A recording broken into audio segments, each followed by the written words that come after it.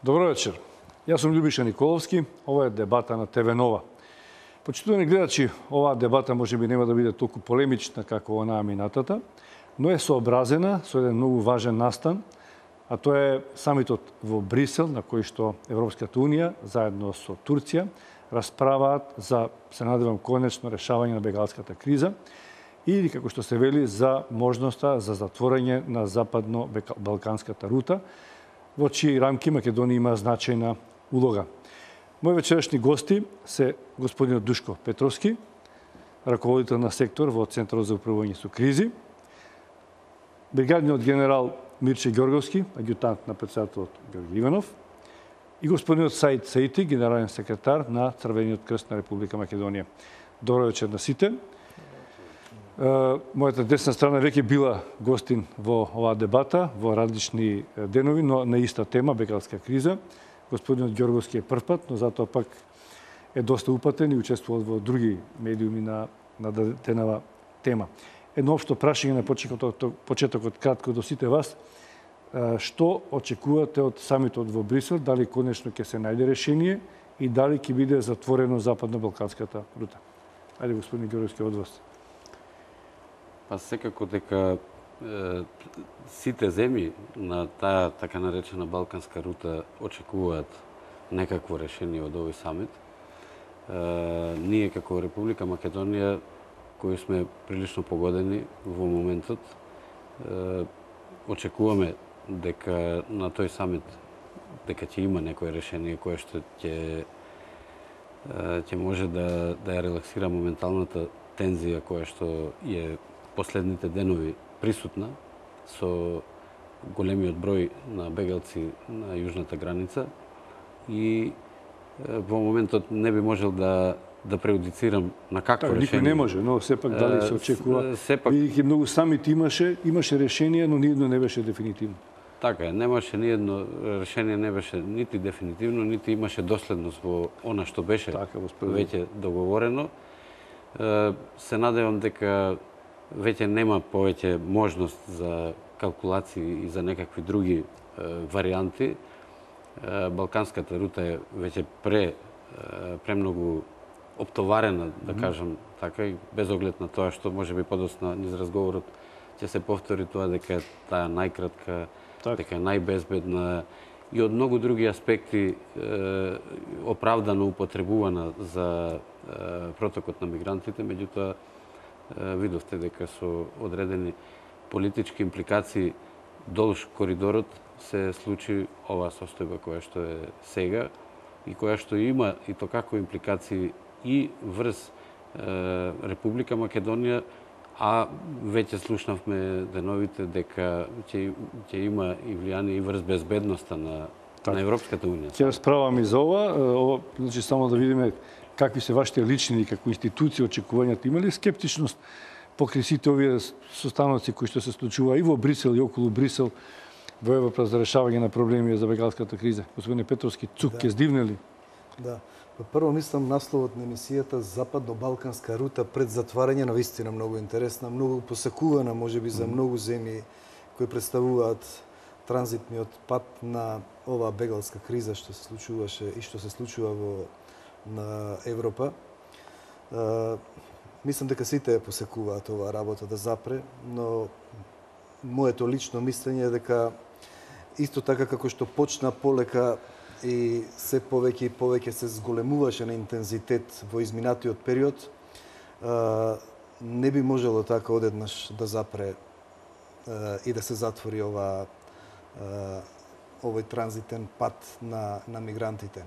Како што каже и генералот, станува збор за навистина наједноставниот пат, најкраткиот пат кој го користат и веќе еден вид увежбана оваа рута за самите мигранти кои проаѓаат низ неа. Тоа се однесува на целата рута или ние сепак како да предничевме во начинот на пренесување на бегалци? Република Македонија се наоѓа на средината на земјите низ кој поминува оваа рута и секако е неодминливо нешто така. Ние, имајќи во предвид дека во изминатиот период од 3-4 месеци имавме одлука и да заградиме дел со цел да подготвиме организиран влез на мигрантите, ни се случува често пати да мигрантите одат по други нелегални правци, патни правци и влегуваат во Република Македонија. Господин Сејти, моите наши предходни соговорници повеќе можеби говори од аспект на државата. Ви имате една друга улога, иако се среќавате со личностите што се на маси, имате соработка. Црвениот крст има посебна улога во третманот на бегалците. Како вие гледате на конечна разрешница на судбините на милиони луѓе? Значи, добро прашање. Црвениот крст на Република Македонија пред се го третира и го интересира хуманиот аспект на кризата. Не претпоставам дека и другите институции не помалку од Црвениот крст се занимаваат со тој проблем. Овој самит денешен долго се очекува. Во текот на вчерашниот ден имаше одредени шпекулации, па во текот на денов неколку пати се промени одредени информации од типот дека веќе донесена одлука да се затвори Балканската рута, па после попладне имавме нова вест во смисла на тоа дека се уште немаме одлука, како и да е. Јас не мислам дека Европската унија ќе затвори Балканската рута за да отвори некоја друга рута. Сепак целта на тие луѓе е одењето во Европа и веројатно решението се бара малку покомплексно и посеопфатно, значи да се реши проблемот да тие луѓе нели за еден момент застанат, односно да не одат во Европа. Ние во текот на денешниот ден, како што ни доаѓа информациите, така и разработувавме, би рекол, стратегии, односно нова поставеност наша, така да Црвениот крст на Република Македонија е подготвен дефинитивно да ги следи одлуките во смисла на тоа да биде дел на имплементацијата на евентуално позитивните одлуки што би се донеде. Ние ќе видиме тука, ќе очекуваме доколку досега нема ништо конкретно. Се уште за. Можеби во текот на нашата дебата ќе има некоја пресконференција заедничка на која што заклучоците ќе бидат соопштени. И ние како и вие постојано информираме за она што тековно се случува таму. Па предлагам да го погледнеме прилогот кој што одеше неколку пати во вестите на ТВ Нова, да се подсетиме што таму се случува и какви се очекувањата во Брисел. Барам Давутоглу од Брисел да се врати со 3 милиарди евра кои турската влада ги потроши за згрижување на бегалците, изјави турскиот претседател Реджеп Тајип Ердоган. Според новинските агенции, Турција на преговорите бара дополнителни 20 милиарди евра за справување со мигрантската криза. А за возврат Турција ќе ги прифати назад нелегалните мигранти. 3 milyon insan ülkemde. 3 милиони луѓе се во мојата земја и досега потрошивме 10 милиарди долари за тие луѓе. Не ги ни бројам придонесите на градоначалниците и невладините организации. Европската унија изјави дека ќе даде 3 милиарди евра, од тогаш поминаа 4 месеци, а парите не стигнаа. Премиерот во моментов е во Брисел. Се надевам дека ќе се врати со парите. И додека самитот трае, дел од медиумите објавија детали од нацрт договорот кој тема во Брисел ќе се затвори или не Балканската рута. Во него е предвидено Европската унија да соопшти дека нелегалниот проток на мигранти низ Западниот Балкан треба да прекине. Сепак според кабинетот на германската канцеларка Ангела Меркел, овие информации се шпекулација и Германија не е согласна за ова решение. Ние треба да разговараме за проблемите и за причините, зашто проблемите постојат и зашто мигрантите доаѓаат тука, како и на кој начин да ги заштитиме надворешните граници на Европа, со цел да имаме позитивен развој за сите европски земји. Се надевам дека сме на чекор од постигнување на договор. Според домакинот на денешниот самит Доналд Туск, затворањето на Балканската бегалска рута нема целосно да го реши проблемот со мигрантите. Според него неопходно е да биде донесена одлука и за помош на Турција со цел стопирање на бегалскиот бран кон Грција, но и Атина ќе треба да се согласи да прими назад дел од мигрантите кои од незината територија се упатиле кон Европа, а немаат основ за добивање азил во Европската унија. За унгарскиот премиер Виктор Орбан, надворешните граници на Европската унија мора да се запечатат. Британскиот премиер Дейвид Камерон најави дека ќе испрати 3 воени бродови на британските сили кои што ќе учествуваат во операции на НАТО во Егејското море против криумчарењето на мигранти. Дури и надвор од Европската унија ние сме погодени од бегалската криза, но на крајот на денот ќе ги задржиме нашите граници и нашиот досегашен начин на работа. Во меѓувреме, турскиот премиер Ахмед Давутоглу изјави дека земјата е подготвена за соработка, но и дека на самитот ќе се зборува и за членството на Турција во Унијата, како и за укинување на визите за турските граѓани. Председателот на Европскиот парламент Мартин Шулц побара прашањето за турската евроинтеграција да се одвои од прашањето за мигрантската криза. Овој самит покажува колку на Европа е потребна Турција и колку на Турција е потребна Европа. Пред нас е многу предизвици, единствен начин да им одговориме е солидарноста. Овој пат нашиот континент е целосен. Сакаме да ја согледаме и целата слика, не само незаконската миграција. Судбината на целиот континент е на маса. Турција е подготвена да работи со Европската Унија и да биде нејзина членка. Ова е пресвртница за Турција и за Унијата. Соработката со Турција не подразбира да исполниме се што Турција бара. Ние треба да бидеме внимателни и треба да превземеме одредени мерки. Нема место за сите во Грција и Турција, изјави грчкиот министер за надворешни работи Никос Кодзијас. Во Грција во моментов се блокирани над 25.000 мигранти. Според пишувањата на весникот EU Observer, на самитот во Брисел се изнаоѓа решение според кое барањето за азил веќе нема да се третираат на национално, туку на наднационално ниво, така што земјата во која за првпат стапнал бегалецот на територијата на Европа нема да сноси одговорност за понатамошното процесирање.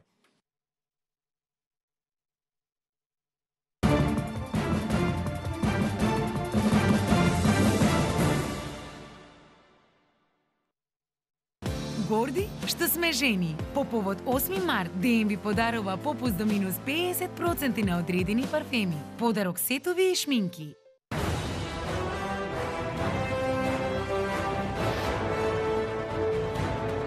Повеќе од 20 години ние го обновуваме минатото. Ние ја градиме иднината. Трансмет.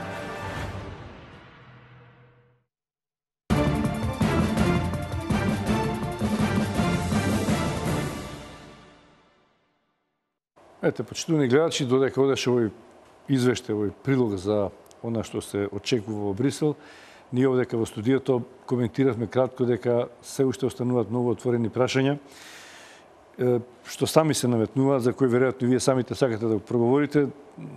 Јас сум прво љубопитен во самите формулации. Господине Ѓорговски, што значи, да речеме, поимот затварање на западно-балканската рута? Нешто господинот Сејти спомена, но јас не мислам дека е тоа баш така.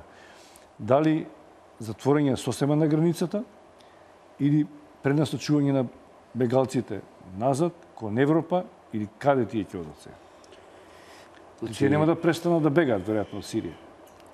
Најпрви сакам да почнем од тоа дека ние, како Република Македонија, односно армијата на Република Македонија, врз основа на заклучоците од управувачкиот комитет како тело кое што донесуваше, заседаваше поврзано со состојбите во подрачјето кое е зафатено со кризата, изработи безбедносна ограда, не со цел да ја затвори границата. Тоа многу пати сме го повторили. Јас ќе потсетам уште еднаш дека границата не ја затворивме со подигањето на ограда. Туку таа е подигната со цел да се спречат илегални преминувања на граничната линија. Секое преминување на граничната линија на делови каде што тоа не е пропишано е недозволиво. Вклучувајќи и котата 59? Доаѓам до тоа. Значи, котата, тоа е граничен камен 59, така е, тој е наметнат премин и тој формално правно е илегален премин.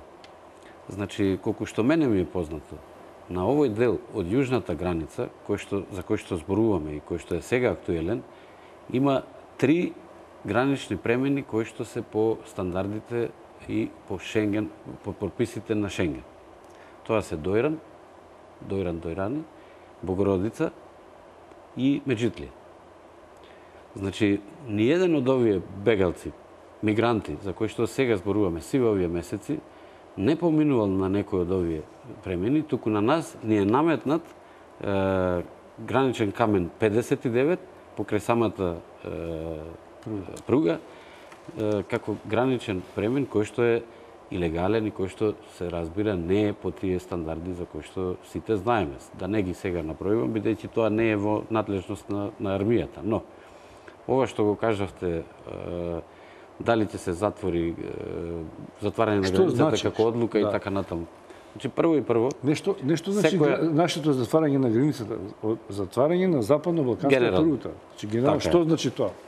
Прво, доколку дојде до тоа е пред се политичка одлука и тоа би била одлука на Европската Унија, да речеме, доколку сега се донесе на овој самит или на некое друго тело со кое што Европската Унија ќе го применува. Како што е познато, ние како Република Македонија на сите форуми беше кажано, значи ни еднашка не беше кажано дека ние ќе ја затвараме границата. И тоа не сме го правиле. Факт и докази тоа дека досега сме имале проток на мигранти. Но Република Македонија не може да пропушта мигранти онолку колку што во моментот, не би рекол сега ќе сакаат да поминат или по некоја инерција или во моментот колку што ги има и слично. Затоа што пред се, прво ние како држава се деклариравме дека транзитниот центар во Гевгелија, Винојук, има капацитет од 1500 лица. А додека транзитниот, односно другиот центар на северната граница, кај Табановце, има капацитет од 500 лица. Значи, се вкупно 2000 лица во Република Македонија. Но никош не било така, господин Ѓоровски, да зборуваме отворено. Проаѓа ли поголем број на мигранти, на бегалци? Зборуваме во 24-сатен период. Како и да е? Сме изнегувале во пресад, значи сме вршеле некоја така е услуга, како да кажем, доколку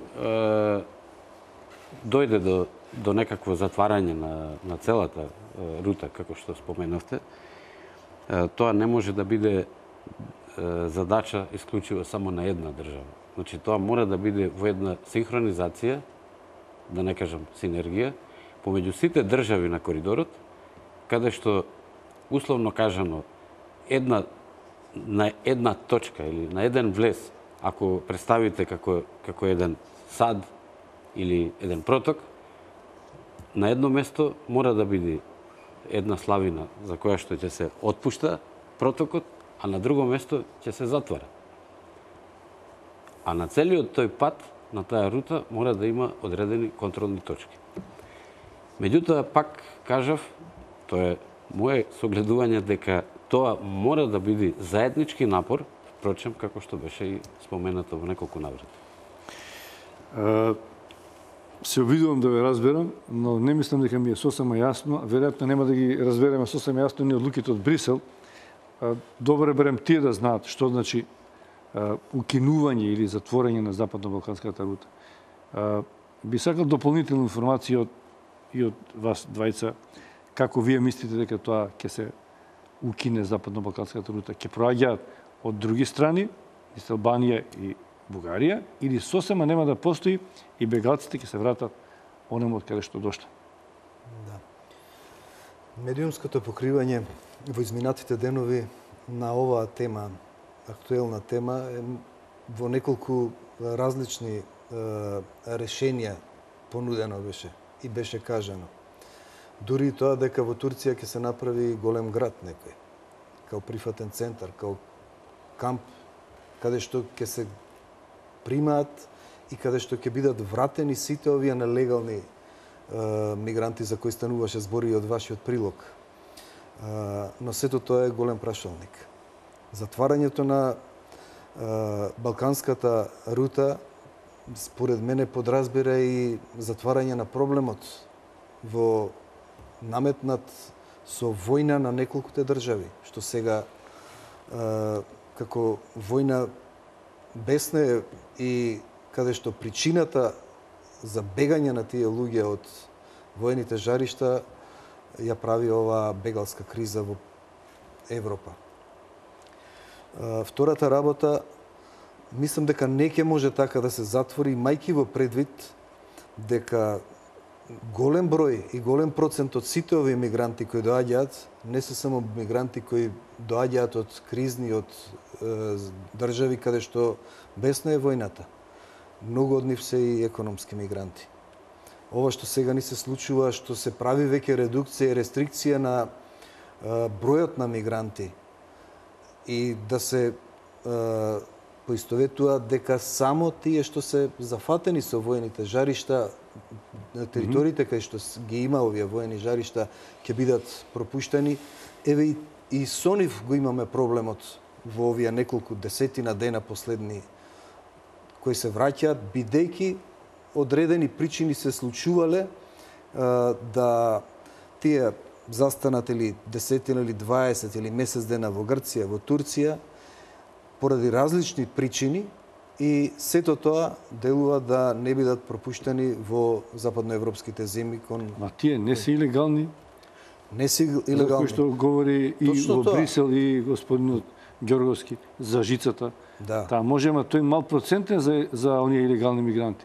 Големата река е легална, да речеме, на бегалци, кои што бегаат од кризните подрачја, за кои што првобитно земјите на Европската унија се договорија дека се тие 3 кризни подрачја од каде што ги примаат. Да. Но и за нив има сега поригорозна филтрација и тие стана безмалку илегални мигранти, бидејќи не доаѓаат точно од оние градови и места каде што се непосредно под закана за живот и бегаат.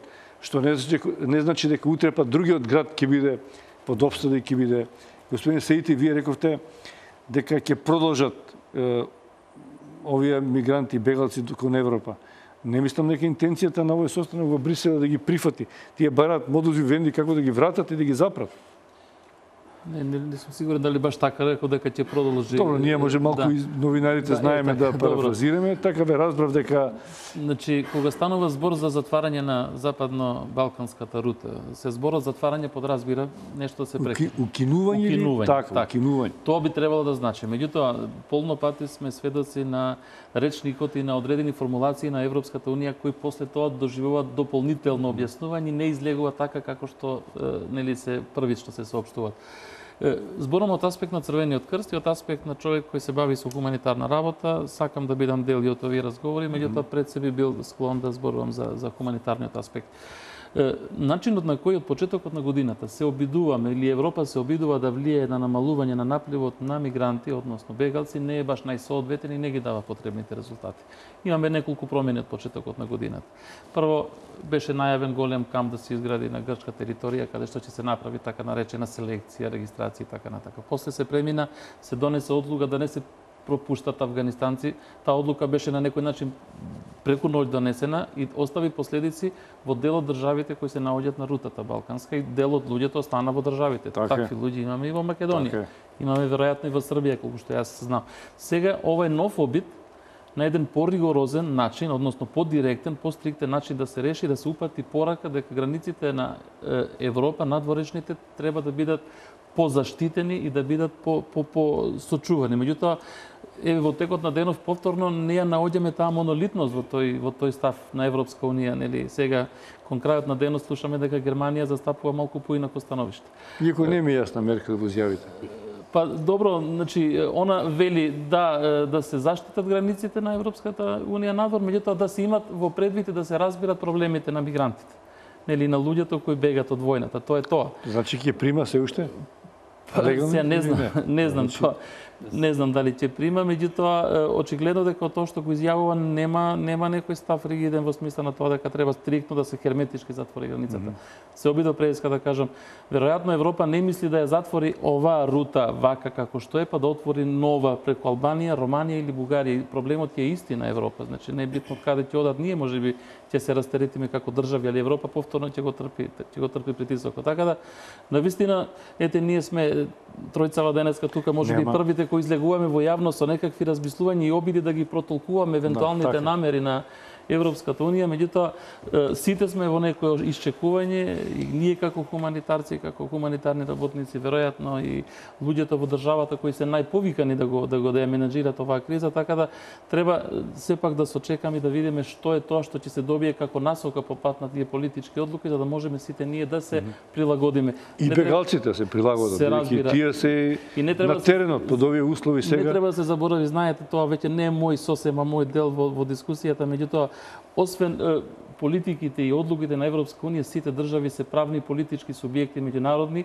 сите држави имаат одредени обврски превземи на меѓународни така вие се занимавате директно со бегалците и тие во од Сирија или Ирак додека стигнат до балканскава рута или до Турција, во им се менуваат целите задачите и тие не знаат кој може, а кој не може да биде бегалец. Тргнуваат од дома без да знаат дека попат негдека во Македонија или во Србија ќе се донесе одлука од Брисел дека тие веќе не се легални. Тоа беше со Афганистан. Ali имаме ние случај еклатантен пример исто кога и сириците, дел од Да, и сириците, па еве ги сега се заглавени. Не може да влезат во Србија. Тие се божем на листата на тие што така наречени легални луѓе кои може да се пропуштат. Да, може, како не. И додало околу безбедносните аспекти. Изјавите на лидерите на европските земји се една работа. Во вчера или позавчера слушнавме друга изјава на средбата помеѓу Меркел и Оланд и знаеме што францускиот председател им порача и пред малку исто така видовме. Отприлика една коегзистентна изјава исто така и од премиерот на Обединетото кралство. Меѓутоа, минатата недела имавме една предупредувачка изјава, предпоставувам дека ја имавте и од командантот на силите на НАТО во Европа, генерал Бридлав, кој што предупреди на присуство на терористички и екстремни поединци или групи токму во овој мигрантски наплив во Европа и дека Европа може да биде загрозена.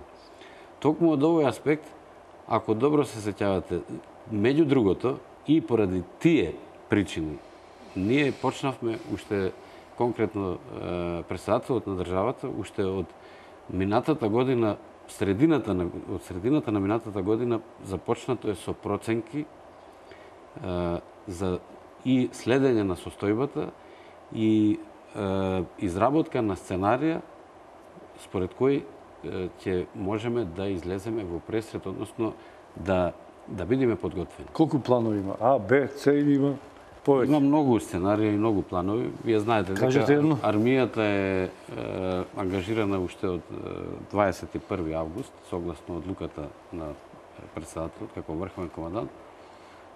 Ние сме присутни се до ден денес, во зависност од условите, заканите, бројот на мигранти на терен. Да ве прашам конкретно, може од безбедносен аспект. Зголемуваме или намалуваме бројот на така, тоа го знаеме, но веројатно вие во пракса сте подготвени да спроведете едно од можните сценарии, како би се однесувала армијата и полицијата и безбедносните сили, да ги наречам заеднички. Пред известно време имаше еден да наречем, ригорозен обид на кршење на оградата и обид за влез од многобројните бегалци од грчка страна во Идомир на македонска страна за да го продолжат својот пат.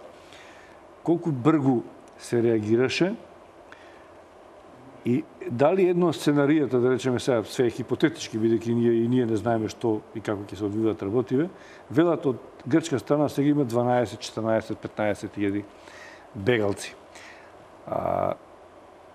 Ако една група успеала со една шина да ја скине оградата, нека бидат и 2 огради високи, ако тоа стампедо од луѓе тргне кон Македонија, генерале, што ќе правиме? Значи вака, ние прашањето може да е глупо, ама не е нереално. Може да се случи и тоа. Прашањето е сосема коректно и логично во моментов. Тоа е цел стадион. Тоа е значи не би сакал да навлегувам во аспектите на тоа како дошло до тоа. Ништо не е случајно. Да, така е. И со мигрантите ништо не е случајно. Али тоа е закана за безбедноста, тоа е сигурно. Точно така. Можеме да ги пуштиме да поминат низ Македонија, па Србија нека му ја мисли. Зборуваме за хуманитарниот аспект. Тоа е најлесно решение. Ние покрај безбедносниот исто така тој хуманитарен аспект многу присутен и тоа луѓето и од Црвен крст и УНХЦР, сите кои работат со нив таму, гледаме, знаеме што работат и никогаш не сме со никаков чин или потек нешто направиле со што ќе покажеме дека тој аспект не интересира и не го почитуваме. Меѓутоа, армијата на Република Македонија е во поддршка на граничната полиција и Министерството за внатрешни работи, согласно уставот и законот, таа има основна задача и мисија да го брани суверенитетот, територијалниот интегритет. Како? Во случај ова што го кажавте вие, значи ние не било тоа само сега, конкретно кога спомнавте портата. Имавме случаи претходно кога од мигрантите, нели, имаше каменување на безбедносни сили. Таму беа и нашите припадници, заедно со припадниците на Министерството за внатрешни работи и се справивме.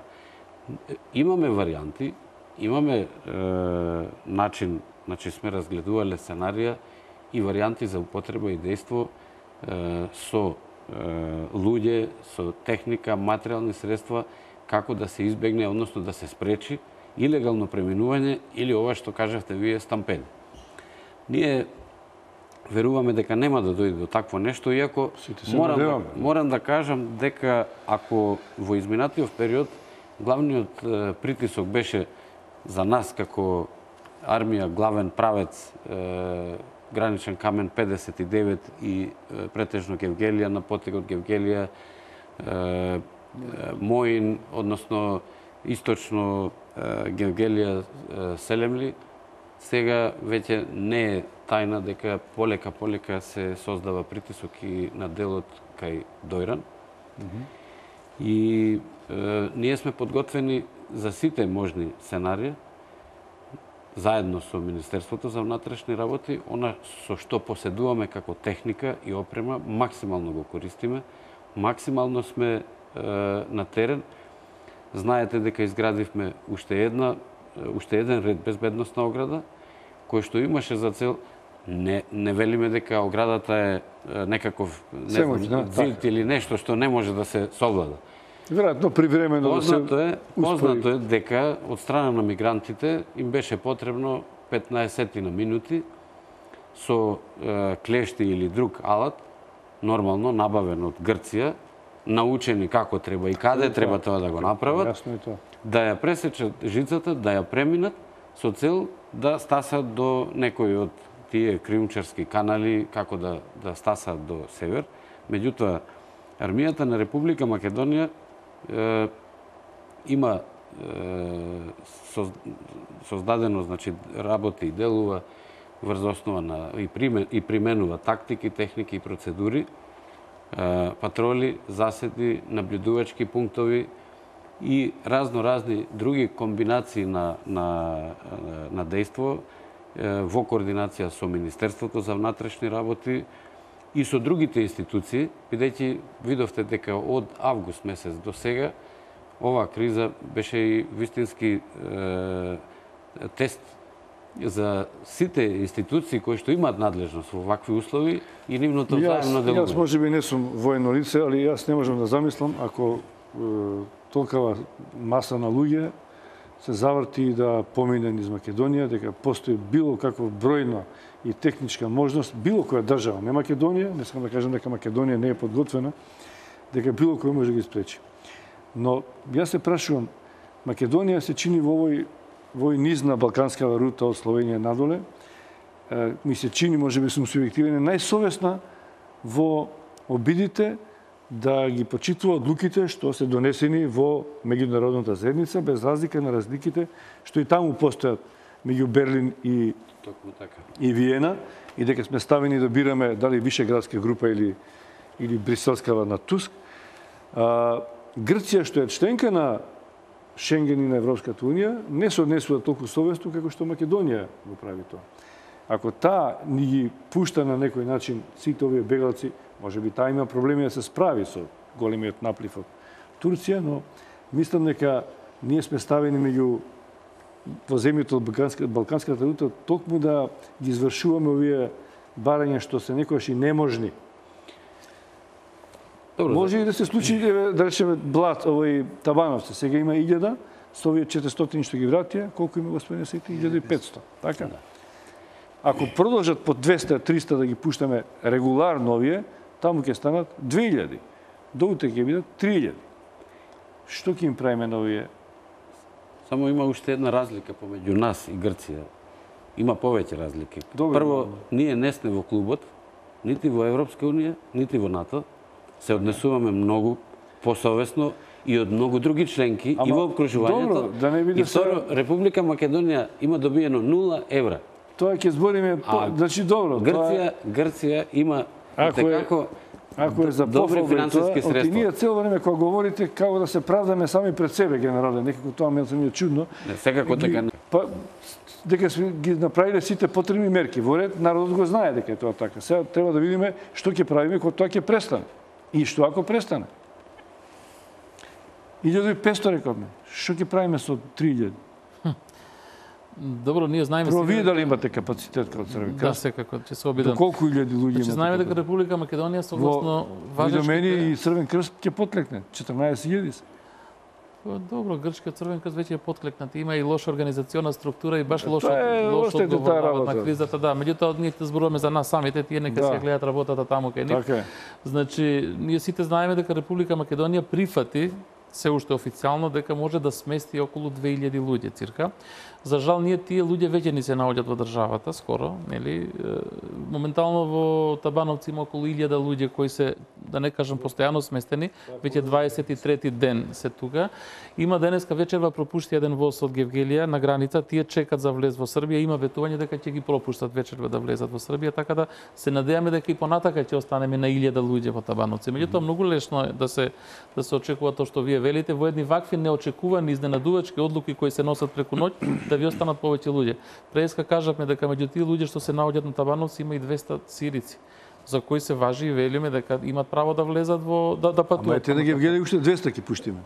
Значи ние веќе контролирано пуштаме. Значи веќе се достојано. Нека и контролирано, ако не пушта србите ќе се зголемува по 200 дневно. Добро, меѓутоа мислам дека имаме ред во таа работа и мислам дека властите добро ја контролираат, ја менажираат работата. Ние во просек последниве денови околу 200 до 250, 300 максимум пропуштаме толку колку што можеме да. Ама да поминат понатаму. Па воглавно поминуваат. Воглавно поминуваат, значи не ни се случува нешто. Ова што остана подолго време, тоа се значи 20 и неколку дена веќе таму, што ќе биде со тие луѓе навистина не знаеме, затоа што 600 од нив се афганистанци, другите се Ирак и Сирија, нели? Меѓутоа, знаете, овие денови навистина се чувствува еден грч во целата работа. Значи, како да и меѓународната заедница не знае и подготвува, веројатно бара одреден одговор на целата ситуација. Ова што се случува сега на границите, веројатно на долг рок не може да обстане.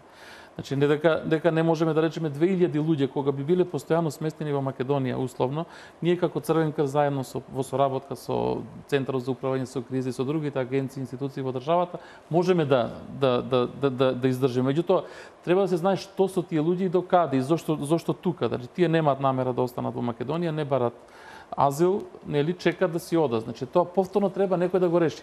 Не е пак да Македонија ќе се грижи хуманитарно, значи ќе ги сместиме, ќе можеме за ликите, резервите и на Црвениот крст и на другите невладини организации се навистина солидни и можат да поднесат и да издржат притисок на 2000 луѓе. Меѓутоа, знаете што се случува? Комплетно се случува нова слика на терен, нови барања хуманитарни. Значи, тоа што беше пред месец дена веќе не важи условно речено.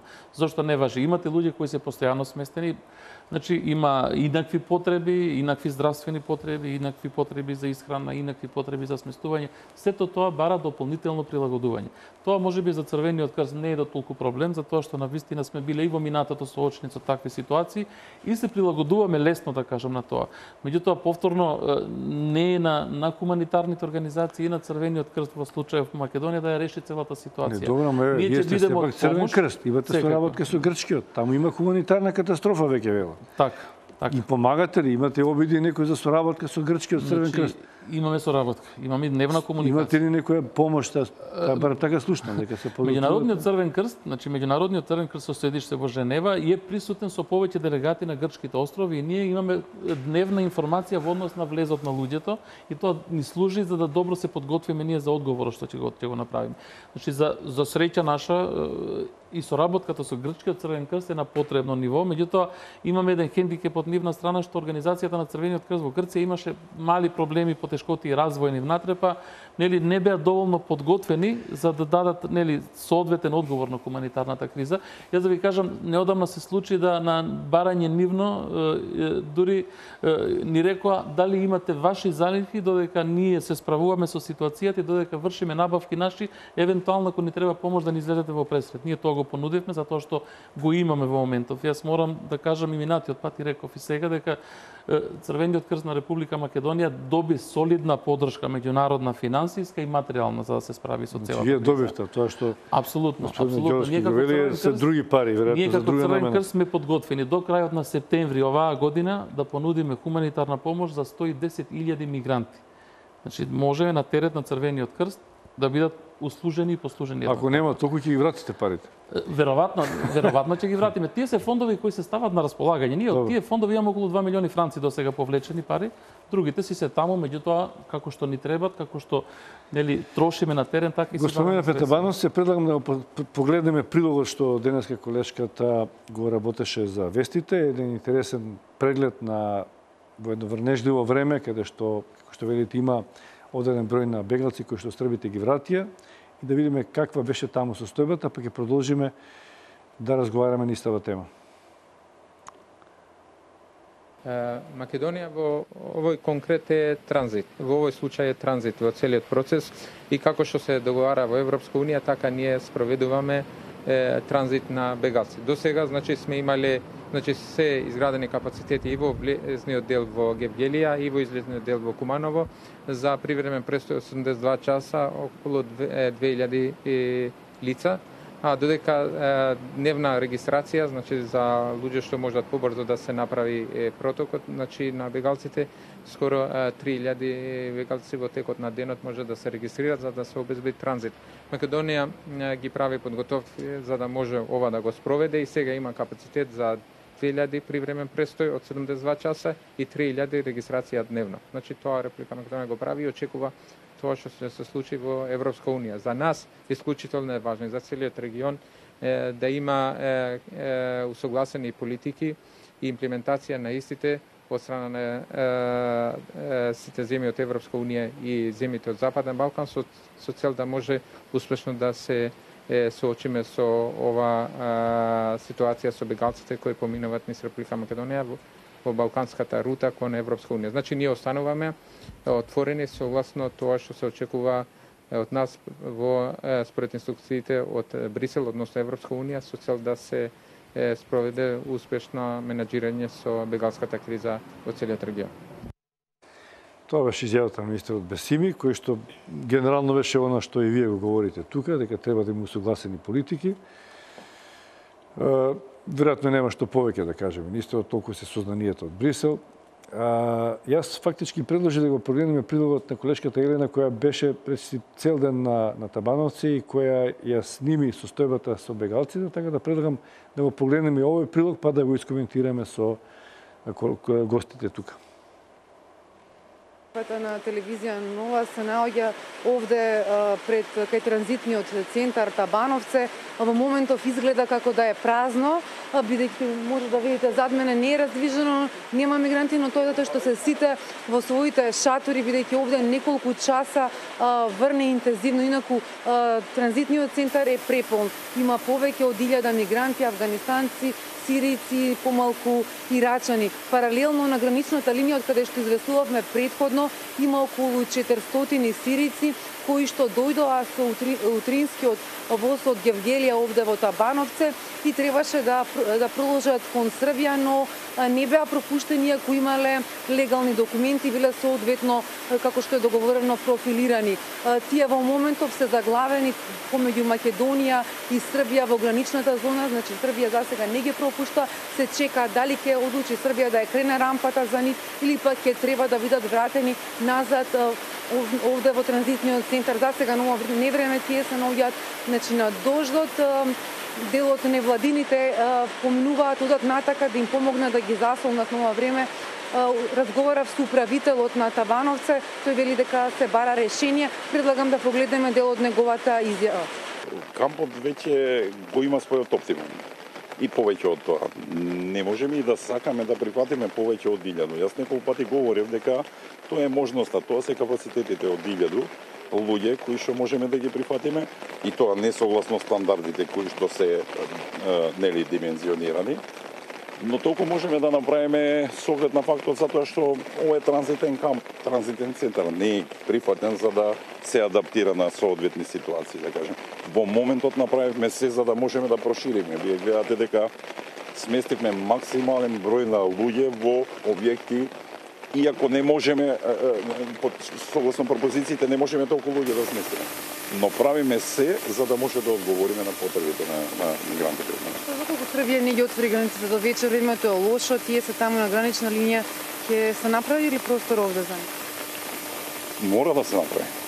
Нема друго решение. Значи, се размислува во таа насока да се извадат сите да кажеме предметни форми што се внатре во објектите, од клопи, астали, столчиња за деца, за се овозможи поширок простор за да може да влезат луѓето и да бидат сместени.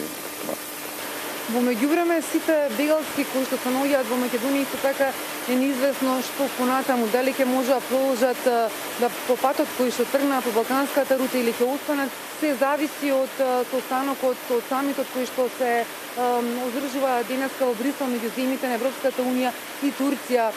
Инаку сите со кои што разговаравме се едногласни дека сакаат да го продолжат патот, дека сакаат да одат во Германија, најголем дел за нив од нив крајна дестинација, барем како што велат, и Германија. Ќе повторам, значи во овој момент над 400 бегалци кои дојдоа со утринскиот воз се заглавени меѓу Македонија и Србија. Не се знае како ќе продолжи понатаму, што ќе се одлучи. Во моментот времето овде е навистина многу лошо, врне интензивно, веќе повеќе од 2 часа идува ветер. Господине Петровски, го видовме прилогот од Табановце, Горан е чест наш соговорник од таму и добри информации добиваме за Табановце. Како вие оценувате состојбата на Табановце? Како ќе се реши и што е денеска баш овие 400 вратени од Србија? Дали се тие фактички дневен проблем? Зошто Србија не ги прима? И како се справувате како ЦУК со оваа група од 1000, односно 400 колку се таму?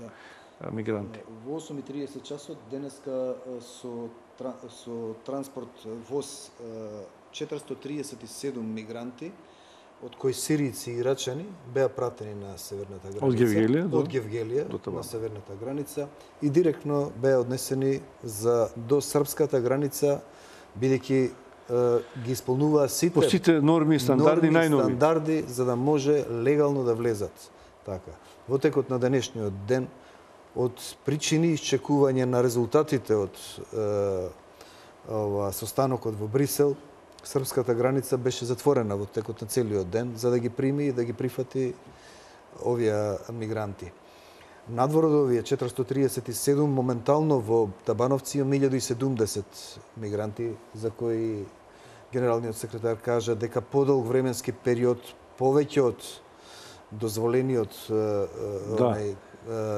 термин од 72 часа се задржани кај нас, од кои 643 мигранти се афганистанци, а другите се сирици и ирачани, кои беа проблематични и за кои се чека сега соодветно решение. Но во моментов не знам кое би можело да биде решението што би го чекале и од каква одлука од Брисел чека да им се јават за да може овие 437 да го продолжат својот пат. А вие како ЦУК има ли во Србија ЦУК? Некој нивни ЦУК? Секако има. Имате вие соработка, некоја се слушате? Имаме и на што ви кажа, зашто не ги пушта? ЦУКот во Република Србија во рамки на Министерството за внатрешни работи, така и еден голем сектор или дирекција во рамки на Министерството нивно. Соработката е и помеѓу двете министерства, на база на министер за внатрешни работи кај нас, министер за внатрешни работи кај нив и меѓу граничните полиции, но еве ова беше кажано дека се очекува. Може ли тие да чекаат затоа што пак ако тие ги примат, ќе треба да ги проследат нагоре. А таму ќе дојдат до Австрија и Австрија. Таму вратени им се во изминативе 2 дена од граничниот премин на Хрватска се вратени одреден број на мигранти кои сега и се мигранти во Република Србија, таа ги враќа кон Република Македонија и сето ова прави еден проблем за непречен проток. А ние можеме ли да ги вратиме у Грција овие што стојат? Па сега примили Грција, треба па со нив да преговара. Секако мислам дека е предмет на сите овие преговори и тоа. Да. Ова што го видовме од првиот прилог беше дека и турскиот председател Ердоган каже дека подготвени се да ги земат сите нелегални мигранти да ги вратат назад. Кои се сега нелегални? Па овие што не се од земите зафатени. По најново? Да, што не се.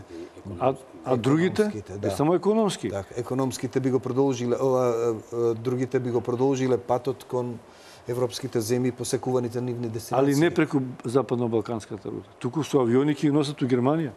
Сега и тоа е една од опциите. Така? И тоа е една од опциите. Ајде објаснете каква е таа опција. Хотспотови у Грчка и оттаму. Ова што рековте с хотспотовите во Грција, навистина под голем прашалник представува која е причината сега да во Грција се прават вакви десетина хотспотови со логори каде што се грците определуваат дека ќе ги прифаќаат и ќе ги сместуваат на подолг временски период. Овие 10 до 12.000 мигранти во близината на Идомени се само 10 на 12 тука, но до Атина, навистина тие имаат уште повеќе хотспот места кои што ги предвидуваат, што во моментов навистина е знак прашалник.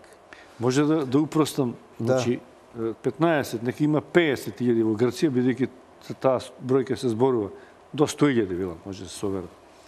Во тие хотспотови ќе се прави проверка. Сите оние што се по најново ќе добијат изим да патуваат за Германија или за каде одат, во авион и во една од земјите, бидејќи мислам дека една од опциите во Брисел е повторно се враќа идејата за релокација на 160.000 беглаци во останатите земји од Европската унија. Така, секој требаше да прими без разлика на отпорот што Словачка, Чешка, Бугарија го прават.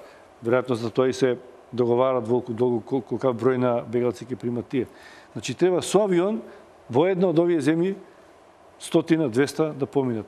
Останатите треба се вратат од Турција, а од Турција веројатно понатаму во земјите од кај што доаѓаат. Дали тоа симплифицирано она што сега во моментот се случува? Мислам дека не е симплифицирано според мене, бидејќи видовте какви се контрадикторни изјавите на неколкуте премиери кои ги гледавме во прилогот што ви беше прв прилог овдека.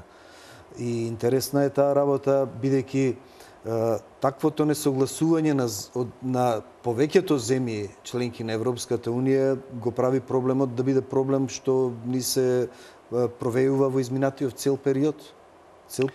Мене ми јавуваат од режи дека има нови изјави, ми се чини се однесуваат дали Турција се согласува со некои од предлозите што стануваат. Предлагам да ги слушнеме, иако не знам точно што колегите од Дескот подготвија, но предлагам дека би било интересно да слушнеме што ново во Брисел се случува. Турција вети дека ќе работи заедно со меѓународните сили со цел да се справи со трговијата на мигранти во Европа, откако НАТО објави дека ќе испраќа бродови во грчките и турските води во Егејското море. Генералниот секретар на НАТО Джен Столтенберг на пресконференцијата со својот турски колега, премиерот на Турција Ахмед Давутоглу, истакна дека НАТО ја проширува областа на активностите во територијалните води на Турција и Грција. Ние ја прошируваме областа на активностите во територијалните води на Турција и Грција во координација со нашите сојузници. НАТО започнува со активностите на територијалните води денес. Очекуваме соработка со граничната агенција Frontex и очекуваме зголемување на бројот на бродови. Ги поздравувам придонесите на Велика Британија и Франција. Тој додаде дека мисијата на НАТО е јасна и бродовите на Алијансата не се поставени со цел да ги враќа бродовите на мигрантите, туку напротив да им се помогне. Бродовите на НАТО ќе бидат таму за да им помогнат на турските и грчките власти и Frontex при нивните напори за намалување на трговијата со мигранти и криминалните мрежи. Премиерот на Турција Ахмед Давутоглу зборуваше за бегалската криза како предизвик за сите. Ова е предизвик за сите нас, Европската Унија, Турција, меѓународната заедница. До сега повеќе од 5 милиони сирийци станаа бегалци. Овие невини луѓе бараат алтернатива за својата иднина. Пред 5 години немавме бегалци во нашите земји. Тие не дојдоа да не вознемират, туку за да избегаат од режимот, од бруталниот режим и бруталните терористички организации, како и бруталните руски авиони. Тие се човечки суштества како нас, тие се бебиња, деца, жени. Зошто тие ги напуштаат своите градови и своите домови? Затоа што се принудени да го направат тоа. Давут Оглу истакна и дека ова е хуманитарна работа, а не воена операција и затоа неопходно е да се здружат капацитетите со НАТО со цел да се спречи бегалците да умираат на нивното патување. Фронтекс од една страна, НАТО од друга, исто и грчкиот и турскиот капацитет. Сите заедно сакаме да го спречиме овој бран на бегалци и трагичните настани во Егејското море. Ќе работиме заедно, особено имајќи ја во предвид сензитивноста на различните гледишта меѓу Грција и Турција. Како две соседни земји ја знаеме разликата во нашите ставови, а во измит ќе оствариме грчко-турски самит на кој ќе разговараме за деталите. За крај Давут Оглу рече дека со новиот предлог целта е да се спасат животите на бегалците, да се обесхрабрат оние кои сакаат да ги злоупотребат и да искористат нивната очена ситуација, како и Европа да се избори заедно против шверцерите на луѓе и со тоа да се стави почетокот на една нова ера меѓу турско-европските односи.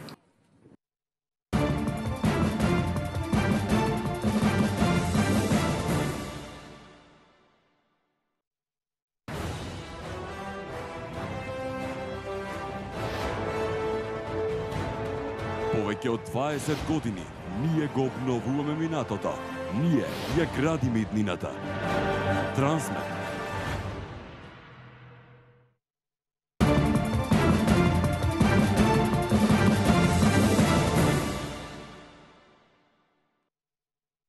Подсетување, јас сум Љубиша Николовски, а вие следите дебатата на ТВ Нова за бегалската криза. Генерале, оваа изјава за улогата на НАТО, рекоа дека нема да била воена операција, туку хуманитарна акција.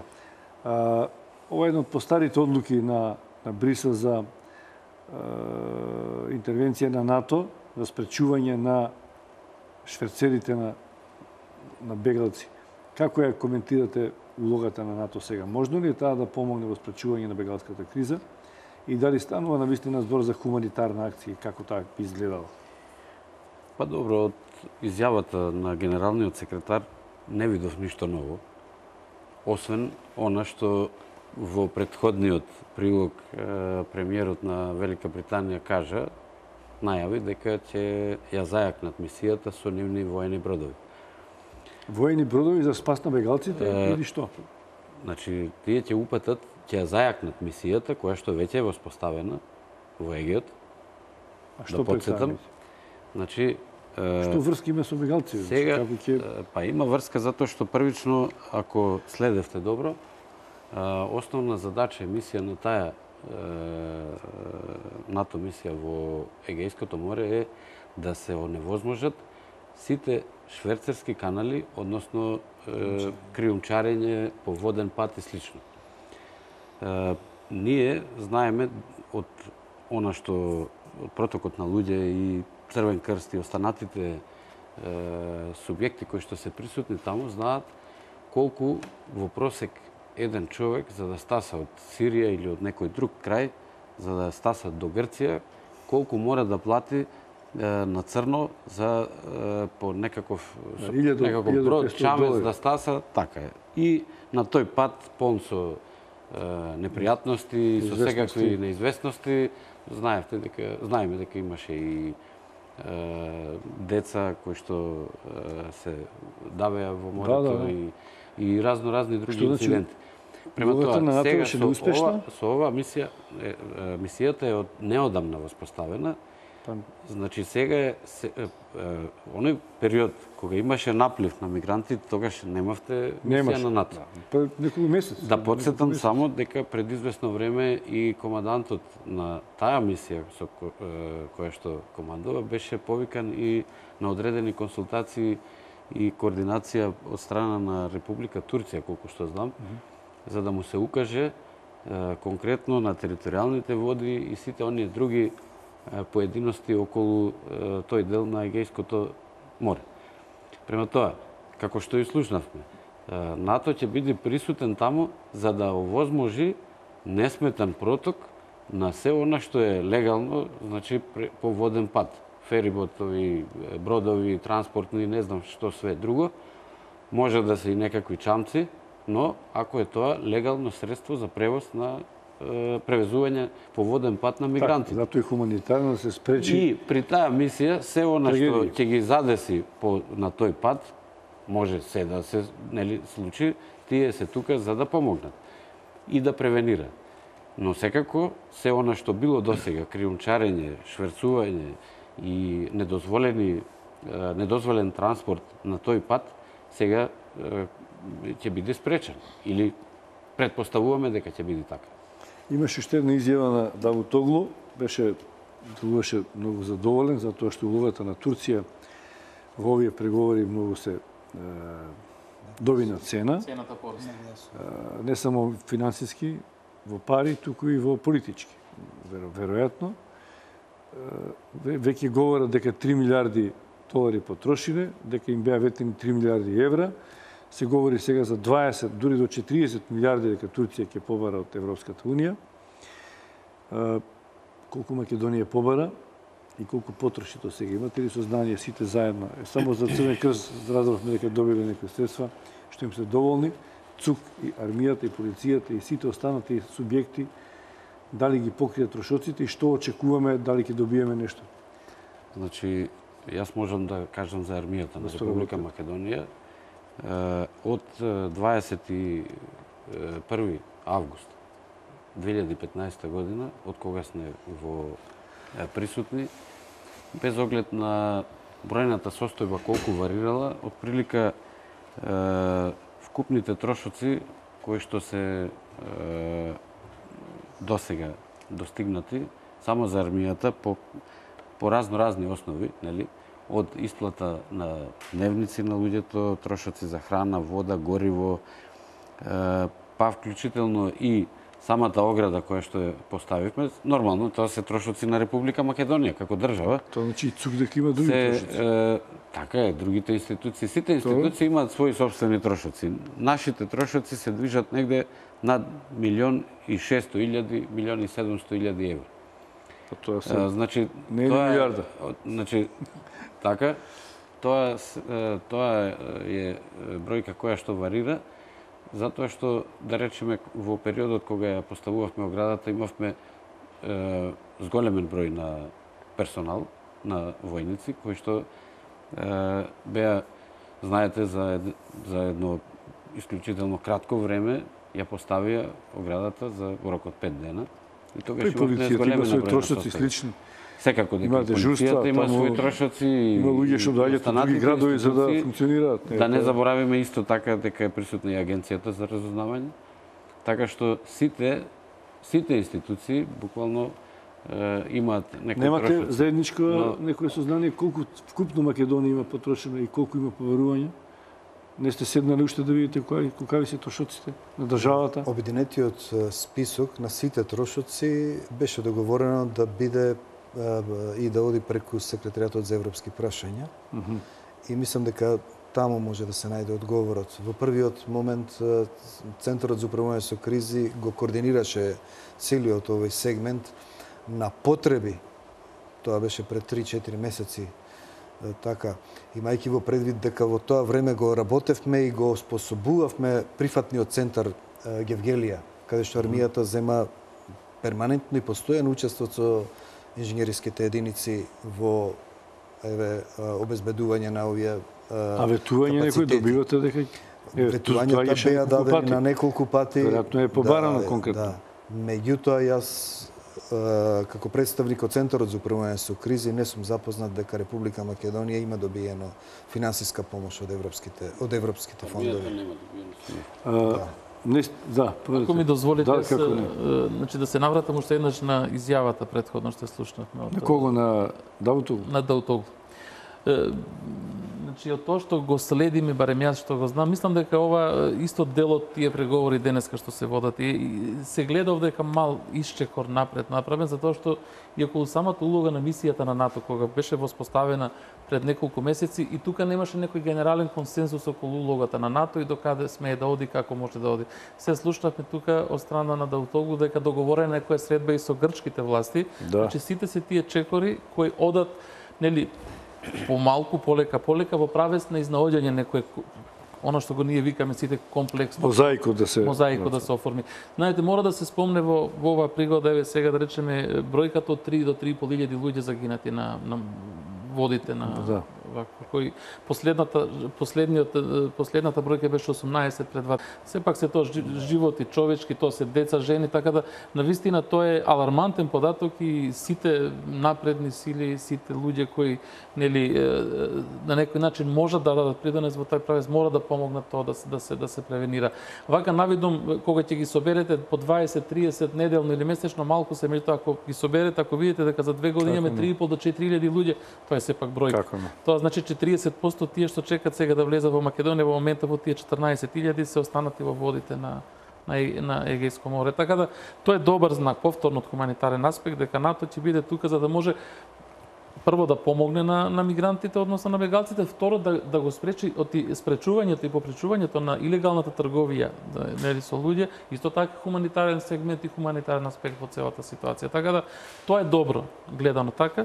Веројатно во текот на утрешниот ден или ноќеска да се надеваме дека разговорите ќе одат во позитивна насока и чекор по чекор, дел по дел ќе се најдат решенија кои на овие луѓе малку од малку ќе им олеснат. Сепак беше и кажано тука и пак ќе го кажеме, значи тие луѓе не се тргнати од некоја си убавина или некоја си потреба, нели, да чекат по граници, да бидат малтретирани условно, не дека ние сакаме, него ситуацијата е таква да последиците по нив се чувствуваат. Тие луѓе сепак треба да им се помогне во патот што они го да речеме го наумили, го замислиле како таму кај што сака да завршат улогата. Наша би била таа. Се разбира дека покрај тоа, нели, првенствено ние сите имаме и други интереси како држави, како, нели, правни субјекти и така натака, меѓутоа првенствено ние треба да им помогнеме на тие луѓе затоа што за да им помогнеме, нели, заедно работите со ЦУК, веројатно ако се зголемува бројот на некој начин, колку и да е, треба некои капацитети да се прошират. Веројатно ќе треба дополнителни средства. И дали повторно ќе се ослониме сами на себе? Немаме избор, веројатно. До сега целото ослонување било на капацитетите, на ресурсите и материјално-технички и човечки. И од хуманитарен аспект, не само за да се не се парите, но и заради бегалците, не само дневниците, се разбира, тоа е важно, меѓутоа подобри услови барат поголеми инвестиции. Точно го кажа, хуманитарната димензија ја гледавме секогаш и во секој момент, уште од почетокот на кризната состојба, од 19 август, кога еве и генералот кажа на 21 август, после тоа се вклучи армијата. Така, меѓутоа, за сега не станува збор дека во ниеден сегмент им недостасувало нешто на мигрантите од она што пред месец дена, 2 месеци се случуваше. Мислам дека секојдневно све повеќе и повеќе добиваат на квалитет и на квантитет. Ама господин Петровски, во текот на денешниот ден од нови јакни и нови кабаници, нови кондори, нови пантолани на сите овие 437 мигранти кои пристигнаа од јужната граница во 12:30 на Табановце, им беше поделено, бидејќи беа изложени на временската непогода на дождот, што им се случуваше. Вака, да направиме една споредба, ај се ќе оставиме Србија и ќе се вратиме во Грција. Значи, колку што дошле од Турција во Грција, бегалци, мигранти, поминали из Македонија. Така? Да. Дали подолго се задржувале во Грција или не знам, но истите тие што дошле, во еден период заминале за таму каде што тргнале. Со односот на потрошените средства што Грција сега ќе ги добие или бара, е негдека, ако не грешам, од 700 милиони, 420 треба да добие Грција, така? За таа сума толку прочита дека... Да кажа дека 700 милиони. 700 милиона, можеме и не сите за нив, 400-500 милиона до 2 милиона, што македонската армија или 5 нека бидат, цела држава 10 нека бидат, е многу малку. Каде грците ги потрошиле овие средства за оваа бројка на бегалци, што е иста колку што поминали из Македонија. Еве и Саити можеби знае и вие. Тоа е голема разлика во средства. За трошоците на не викам дека ги немала Грција. На полицијата, на граничните единици. Имајќи во предвид дека армијата е вклучена во поддршка на полицијата од 20 август, од 20 август, и дека основната сила во целиот овој временски период беше граничната полиција која е распоредена на граничната линија вдолж границата, вдолж јужната граница, имајќи предвид дека во Гевгелија не базира таа полиција, туку е упатена од некаде и доаѓа. Не е гевгелиска полиција. И работи на дежурства, работи во сменска работа, работи во услови на сместување, дежурање и така натаму и враќање. Сето тоа се сигурно многу повеќе финансиски потрошени средства отколку што ги има армијата. Јас не би можел да зборам. Ама не се 400 милиони. Да, секако. Сеити? Да. Оваа разлика може да ни ја доближите? Објективно, значи какви трошоци може би Грција да има за 400 милиона. Сега не знам дали е до толку на вистина квалитетот на... А и Турција може би има 2-3 милиона, ама тоа се до 30 милиарди. Секако, значи ја не верувам дека квалитетот на хуманитарната услуга и на хуманитарниот одговор на грчката држава подобар од многу поквалитетен од нашиот. Би дури би си дозволил да кажам дека Република Македонија со нејзините граѓани и сите што делуваат во оваа држава, значи дале апсолутно квалитетен хуманитарен одговор на овој предизвик наречен хуманитарна криза, мигрантска или бегалска криза. Ние со ништо не заостануваме во однос на квалитетот на хуманитарната помош. Ништо не им фали на луѓе, буквално почнувајќи од храна, од хигиена, од здравствена заштита, од грижа за нив и така натак. Сега ме прашувате дали Македонија каде се потроши? Веројатно требаше да добие Македонија до сега одредени средства, меѓутоа ако гледаме денеска турците се жалат дека тие ветени 3 милиарди пред во ноември минатата година не добиле ништо, така да не знам понатака како тоа да се коментира. Ни еден од вас не е политичар, не сакам да бидам затоа и не сакам злонамерен. Меѓутоа за грците да добијат толку колку што побарале и за турците Турција да добие толку колку што побарала. Тие не беа толку кооперативни колку Македонија. Што покажува дека треба да бидеш лош за да добиеш тоа што го заслужуваш?